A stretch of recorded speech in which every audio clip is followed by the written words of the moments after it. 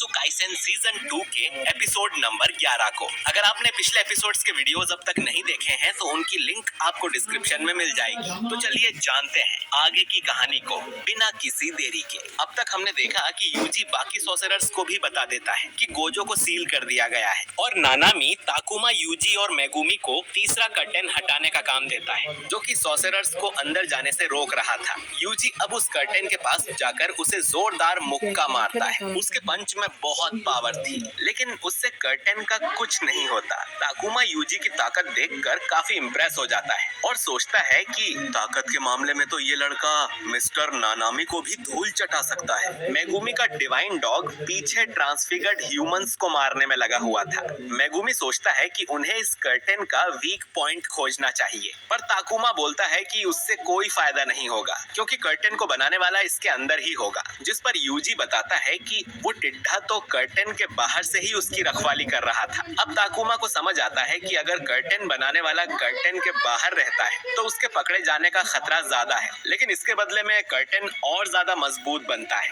इसीलिए वो यूजी के पंच से भी नहीं टूटा। अब मेगुमी कहता है कि इस लॉजिक से तो कर्स यूजर ऐसी रिस्क वाली जगह होंगे जहां वो आसानी से दिख सके, और तभी इन तीनों की नजर अपने पीछे के शिबुया टावर पर जाती है। टावर के ऊपर हम एक ओल्ड मैन जीरो को देखते हैं जो कि अपने साथियों से कहता है कि इस जगह रहने से उनका कर्टेन मजबूत रहेगा, लेकिन वो पकड़े भी जल्दी जाएंगे। जिस पर ओगामी का पोता बोलता है कि फिर भी ये बिल्डिंग ट्रांसफिगर्ड से भरी हुई है, उन्हें मारकर ऊपर तक आने में सॉर्सरर्स को काफी टाइम लगेगा। लेकिन अचानक ही मेगुमी नुए पर बैठकर यहाँ आ जाता है। नुए से एक वायर बंधा हुआ था जिसका दूसरा हिस्सा यूजी और ताकुमा के पास था। वो इस वायर से इन तीनों कर्स यूजर्स को पकड़ लेते हैं, पर वो लोग उसमें से छूट जाते हैं और यहाँ पर ताकुमा को वो कर्टेन बनाने वाली कील भी मिल जाती है। यहाँ आने से पहले यूजी ने इन्हें बता दिया था कि इन कर्टेन्स का सोर्स एक कील जैसा ऑब्जेक्ट है जिसमें पहले से ही बैरियर टेक्निक डली होती है और कोई भी अपनी थोड़ी सी कर्स एनर्जी डालकर इस कर्टेन को एक्टिवेट कर सकता है। यानी कि कर्टेन तोड़ने के लिए इन्हें बस इस कील को तोड़ना है। ताकुमा टावर में लगी एक कील को तोड़ देता है पर उससे कर्टेन नहीं जाता। असल में इस कर्टेन को बनाने में 3 कील यूज हुई थी और उसमें से 2 कील जीरो लेकर भाग गया है। यूजी फिर से जीरो को वायर से बांधकर उसे जोर से जमीन की तरफ पटक देता है और वायर भी काट देता है, जिससे जीरो करीब 40 मंजिल से नीचे गिर जाता है। ताकुमा टावर के ऊपर ओगामी और उसके पोते से लड़ने को तैयार था। ताकुमा कहता है कि अब उसे भी अपना जलवा दिखाना होगा ताकि वो भी जल्दी ग्रेड 1 का सॉर्सरर बन सके। इतना कहकर ताकुमा अपना मास्क नीचे कर लेता है। इधर यूजी और मेगुमी को जीरो की बॉडी मिल जाती है। इतनी ऊपर से गिरने पर कोई भी आदमी मारा जाएगा, लेकिन जीरो की बॉडी से कोई खून भी नहीं बह रहा था। मेगुमी अब उसे उठने के लिए चिल्लाता है और जीरो मरने का नाटक बंद करके खड़ा हो जाता है और कहता है कि आजकल के बच्चों को तमीज से बात करना भी नहीं आता।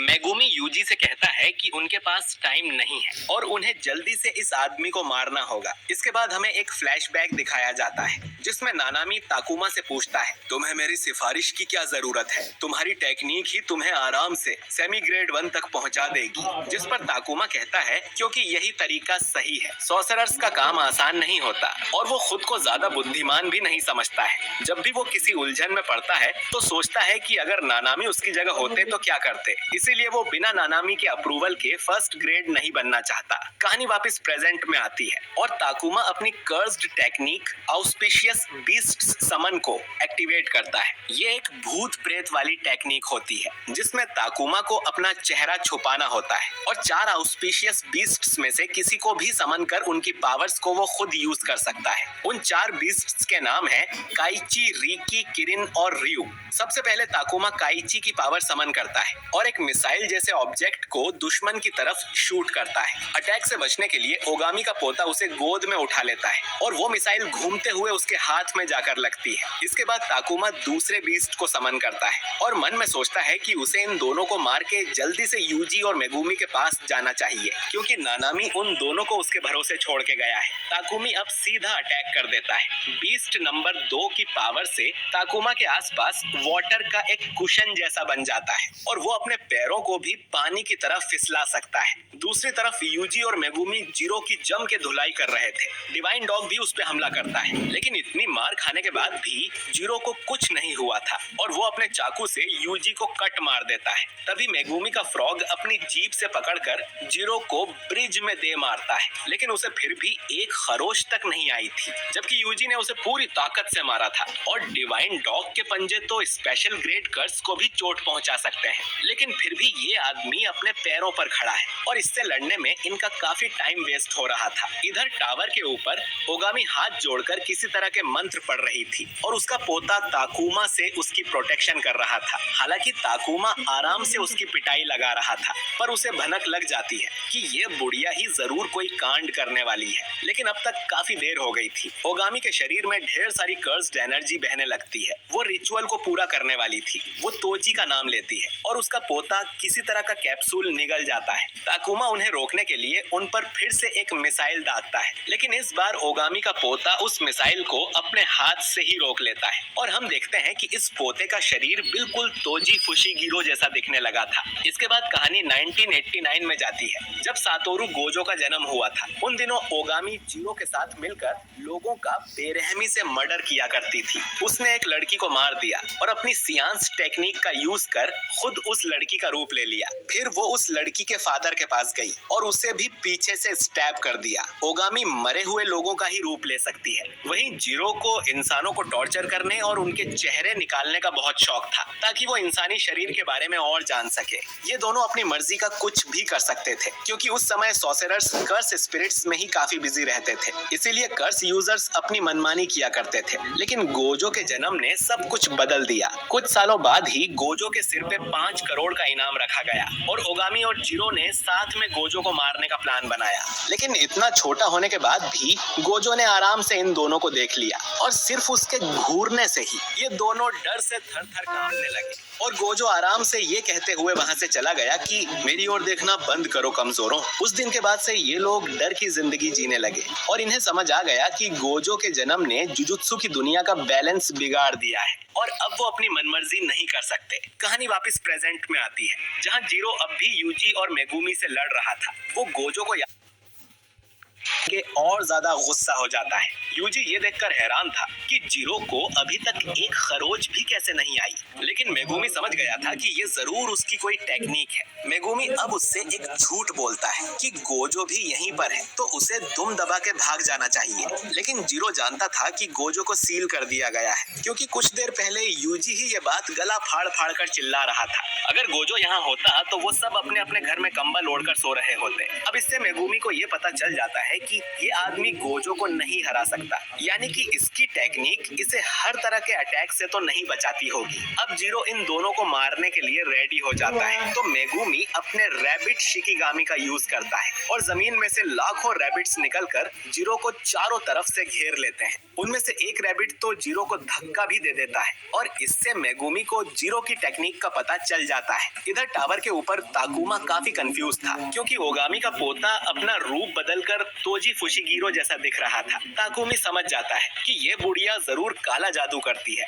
दोस्तों, ओगामी अपनी सियांस टेक्निक से न सिर्फ अपना बल्कि किसी दूसरे का भी शरीर बदल सकती है और ताकुमा तोजी का शरीर देखते ही समझ जाता है कि ये बहुत ज्यादा पावरफुल है। खैर, ताकुमा जल्दी से अपने चौथे बीस्ट रियू को समन करने लगता है, लेकिन पलक झपकते ही तोजी उसके चेहरे का मास्क निकाल देता है। उसकी स्पीड देख ताकुमा को यकीन नहीं होता। फिर तोजी उसकी कॉलर पकड़ता है और उसके मुंह पर मुक्कों की बारिश कर देता है, जिससे ताकुमा की हालत खराब हो जाती है। इधर जीरो अब भी रैबिट्स से घिरा हुआ था। वो समझ जाता है कि वो लोग कोई बड़ा अटैक नहीं करने वाले, बल्कि वो उसका ध्यान बटाकर भाग गए होंगे। तभी ये रैबिट्स गायब हो जाते हैं और जीरो के सिर पे एक बड़ा सा हाथी शिकिगामी गिरता है, जो इसके वजन से जीरो को कुचलने की कोशिश करते हैं, लेकिन जीरो इसे भी संभाल लेता है। तो मेगुमी हाथी को गायब कर उससे दूर हो जाता है। फिर यूजी एक कार उठाकर जीरो की तरफ फेंकता है। इस अटैक का भी उस पे कोई असर नहीं होता, लेकिन वो यूजी की ताकत देखकर उससे इंप्रेस होता है। इसके बाद मेगुमी जीरो का ध्यान बटाता है ताकि यूजी फुल पावर से उसे मार सके,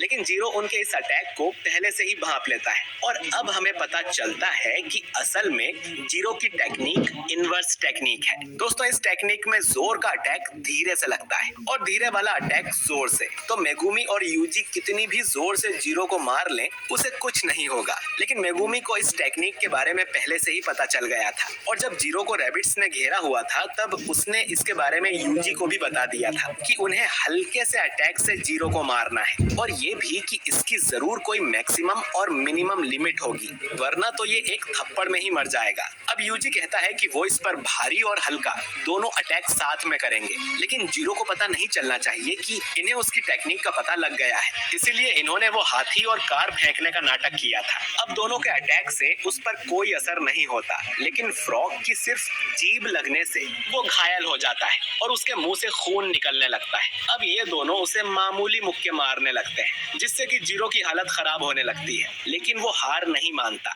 और दोनों को अपने से दूर कर देता है। लेकिन वो देखता है कि यूजी अब उसे एक जोरदार पंच मारने वाला है। वो उसे काउंटर करने के लिए तैयार हो जाता है, लेकिन यूजी पंच लगने से पहले ही रोक लेता है और उसे एक हल्का सा मुक्का मारता है, जो कि जीरो को इतनी जोर से लगता है कि वो वहीं पर बेहोश हो जाता है और ये एपिसोड यहीं पर खत्म हो जाता है।